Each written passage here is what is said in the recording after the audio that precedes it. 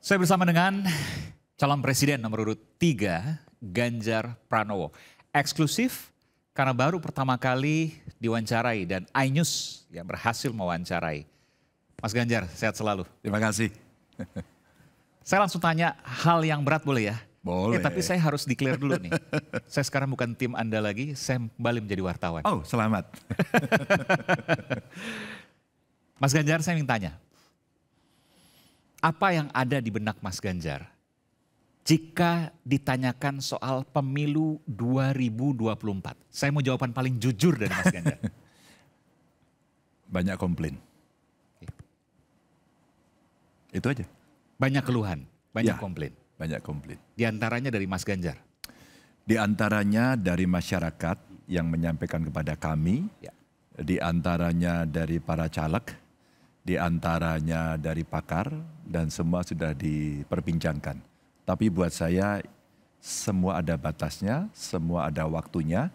Dan kita mesti menunggu saat akhir kapan KPU menentukan. Tapi itulah dinamika yang terjadi sampai hari ini.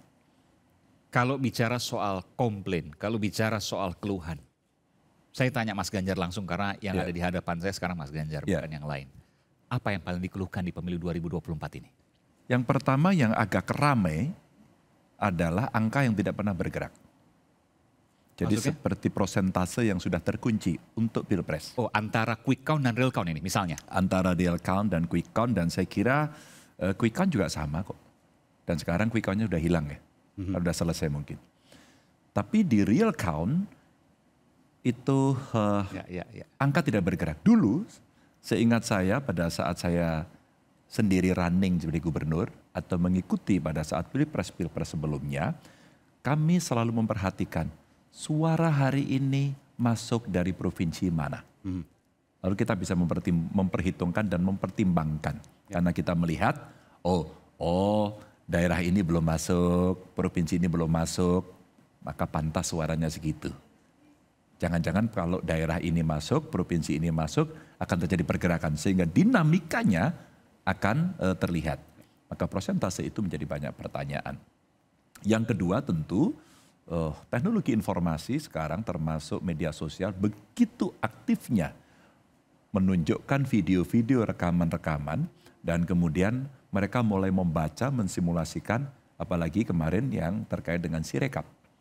Sehingga ada TPS yang melebihi 300 suara dan itu pasti sangat mengejutkan. Bahkan ada yang ribuan, ada yang ratusan ribu, bahkan ada yang jutaan juga. Ya, termasuk yang digerobokkan tentu saja. Betul. Nah, pada saat itulah kemudian orang mulai bertanya, ini aneh sistemnya.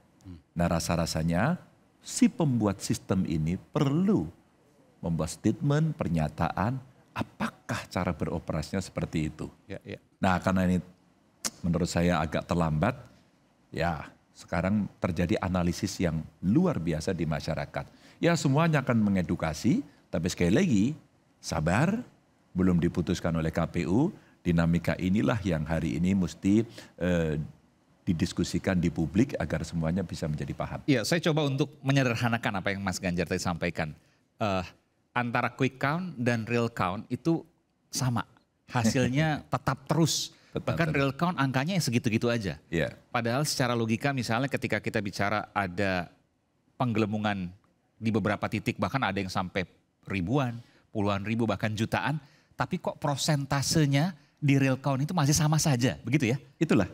Itu janggal luar biasa memang. Oh ya, pasti kalau ada suara masuk tinggi, pasti dinamikanya bergerak. Betul. Kenapa itu tetap saja? Dan inilah yang kemudian disimulasikan oleh banyak orang dan dipublikasikan melalui media sosial. Di antaranya ada algoritma dan sebagainya, itu mesti dibuktikan. Oh iya. Tapi saya tanya, kalau ada algoritma seperti itu Mas Ganjar setuju nggak sih? Ada algoritma yang mengatur Sirekap untuk mempertahankan komposisi real count KPU yang sampai saat ini nggak pernah berubah angkanya? Saya kira tidak perlu dijawab, pasti semua orang nggak setuju lah. Bukan, maksud saya apakah ada algoritma itu? Mas Ganjar setuju nggak? Bahwa algoritma yang mengatur, jangan-jangan. Jangan-jangan. Sebagai sebuah kecurigaan, pasti sekarang bertanya pada soal itu. Pasti sekarang orang bertanya, kok gak bergerak ya? Kok tetap ya? Gitu ya. Itu pasti semua orang bertanya. Inilah yang kemudian para pakar menyampaikan kepada publik. Bagaimana algoritma itu terjadi, bahkan ada yang mensimulasikan kan. Betul. Di media Jadi kalau sosial. diperbaiki di sini, pindah ke tempat lain. Meskipun itu harus dibuktikan ya. Itu secara asak, ya Semua harus dibuktikan. Maka proses pembuktian inilah yang hari ini mestinya penyelenggara pemilu bisa menceritakan apa sebenarnya yang terjadi begitu. Tapi nggak ada apa-apa tuh kalau dikatakan ini pemilunya biasa, kalau ada kesalahan itu ya diperbaiki, ya sudah jadi masukan saja dan semuanya berjalan normal. Tidak mungkin. Nggak mungkin. Teman-teman DPRD juga bercerita, DPR RI bercerita, lu suara saya kemarin naik kok sekarang turun. Itu yang terjadi. Dan sekarang banyak kawan-kawan DPRD mesti nungguin suaranya. Jangan-jangan suara saya hilang begitu. Nah inilah yang hari ini menjadi perdebatan. Sehingga antara Pilpres dengan Pileg sama. Sama semua ada komplainnya. Kalau komplain selama ini mungkin orang melihat biasa saja. Dalam arti ya setiap pemilu pasti ada komplain, oke. Tapi ketika kemudian melihat situasi yang hari ini sistemnya kok berjalan stagnan, tidak ada perubahan, maka orang mulai bertanya. Saya dengan tim kemudian mendapatkan begitu banyak masukan yang hari ini mesti kita konfirmasi agar kita tidak emosional, agar kita tidak cepat-cepat menuduh, tapi kita membuat proses agar itu bisa dibuktikan. Nah ini pertanyaan saya. Ya. Ini kan kita bicara tadi fenomena. Oke, komposisinya nggak berubah, real count-nya segitu-gitu aja.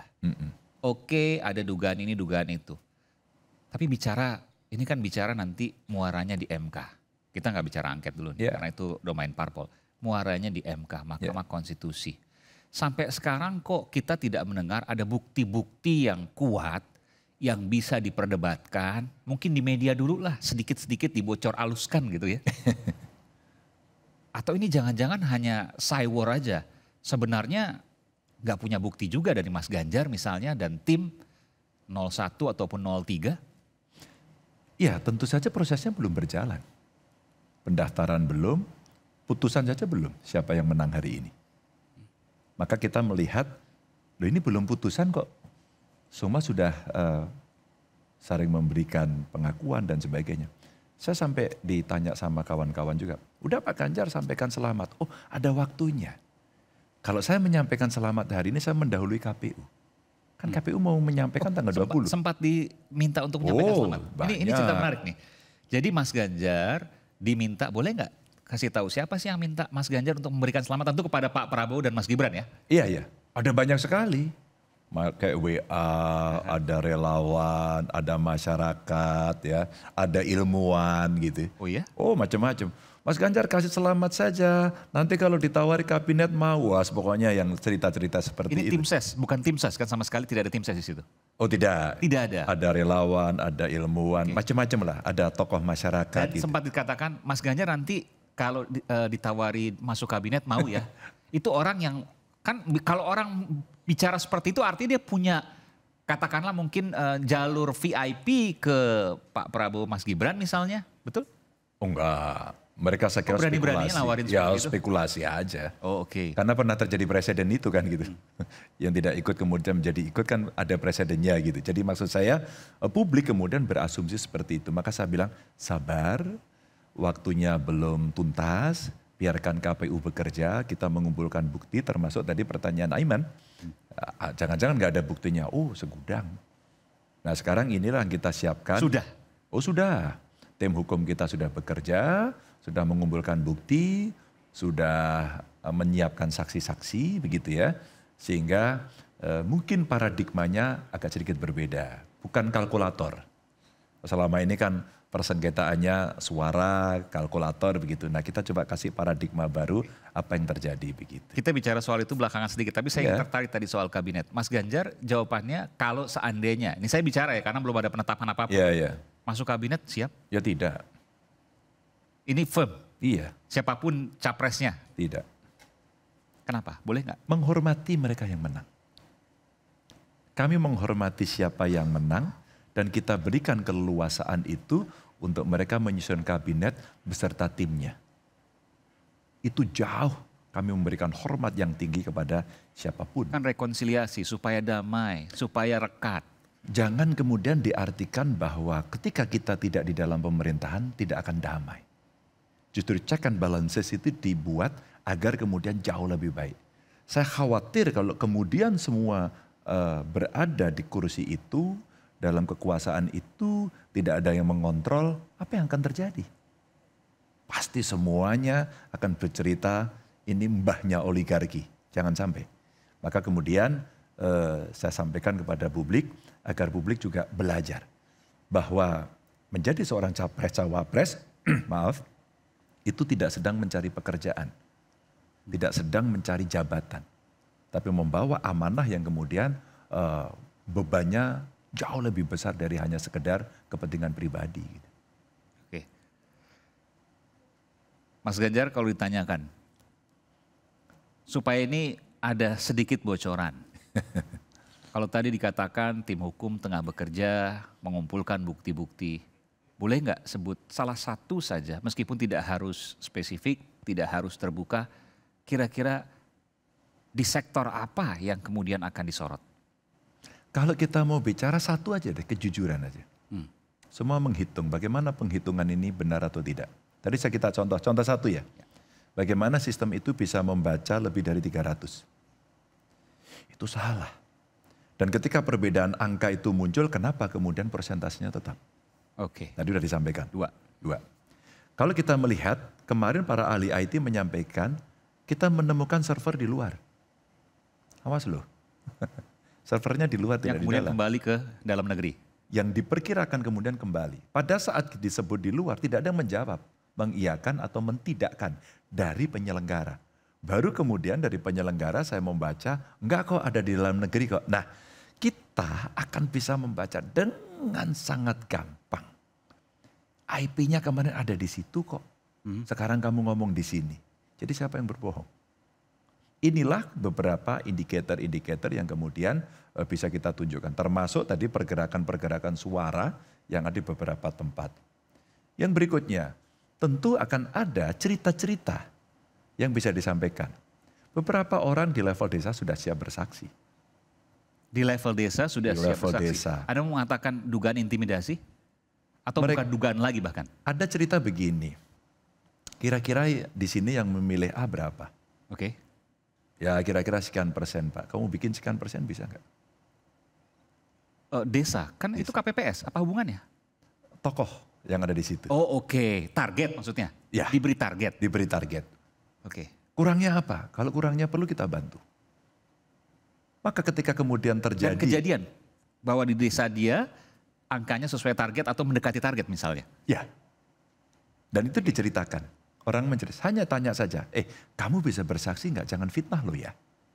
Saya siap bersaksi Pak. Oke, tak siapin ya. Ketika nanti akan berjalan. Dan cerita itu cerita umum. Cerita umum artinya banyak. Saya kira dari iNews bisa terjun ke lapangan. Saya ini gaya Aiman gitu. Untuk terjun fact finding, tanya orang, kamu dapat berapa? Ada satu pollster dulu yang sudah mengindikasikan kecurigaan-kecurigaan dia sehingga dia tidak merilis pollingnya. Karena mereka mengatakan kami tidak mau menjawab karena kami takut dia dapat bansos. Ini cerita-cerita yang sekarang muncul yang kita kumpulkan tapi kami tidak mau gegabah. Ya. Maka tim kami kita minta untuk silahkan cek, kita klarifikasi, kita pastikan. Itulah beberapa cerita yang kemudian akan disampaikan. Iya. Tapi saya mau kasih catatan loh Mas. Jangan statement saya ini kemudian dianggap, tidak siap kalah. Oh kita siap menang, siap kalah.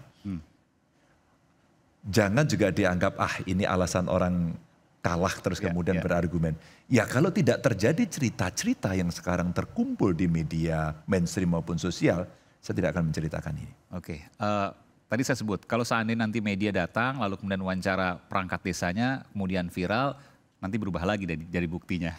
Jadi saya tahan dulu deh. Nah, ya. Tapi begini Mas, ini pertanyaan terakhir saya begini.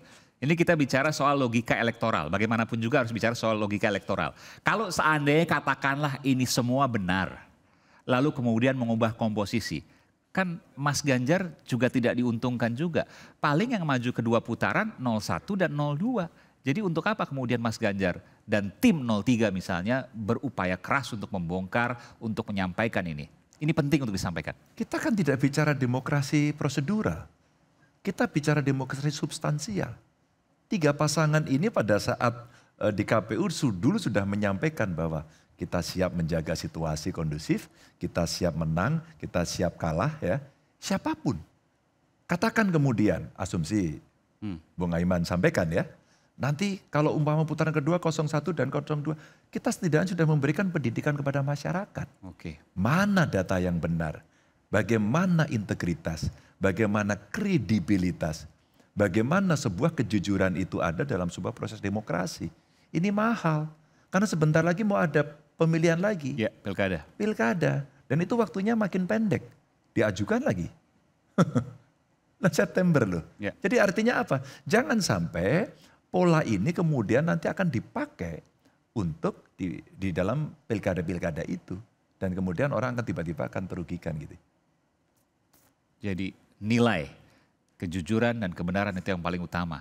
Memangnya demokrasi tanpa nilai? Memangnya demokrasi membuang moral? Tidak bisa. Bukan soal menang kalah. Oh tidak. Saya sampaikan pada kawan-kawan saya dari para relawan. Lupakan dulu cerita Ganjar Mahfud dan 03. Tapi mari kita kawal. Ini agenda reformasi loh ya. Kalau tidak akan terjadi gitu. Tapi sekali lagi, kita jangan emosi. Kita tunggu keputusan KPU. Nah seluruh cerita-cerita yang ada hari ini, mari kita buktikan bareng-bareng. Secepatnya.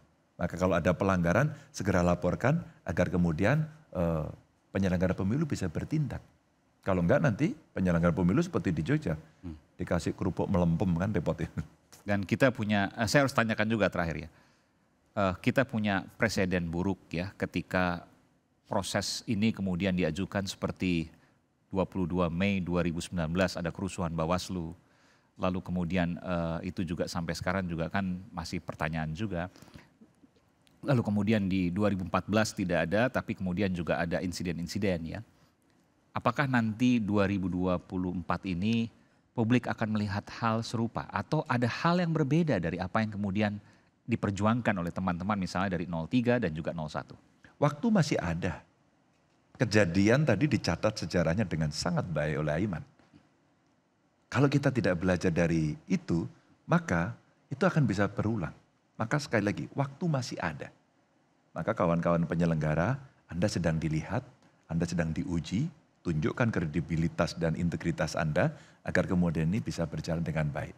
Anda punya kesempatan lebih banyak untuk bisa bertanya kepada ahlinya. Kawan-kawan dari DPR juga sudah bisa melakukan pengawasan terhadap seluruh penyelenggaraan ini.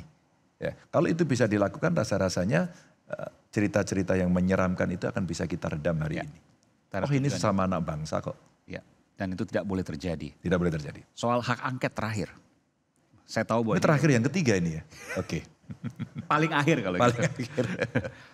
Kalau kita bicara hak angket ini bicara soal domain partai politik. Ya. Tapi kalau saya lihat dari timelinenya, dari sejarahnya nggak bisa dilepaskan. Karena pertama kali yang mengucapkan itu adalah seorang Ganjar Pranowo. Ya, karena saya pernah di DPR.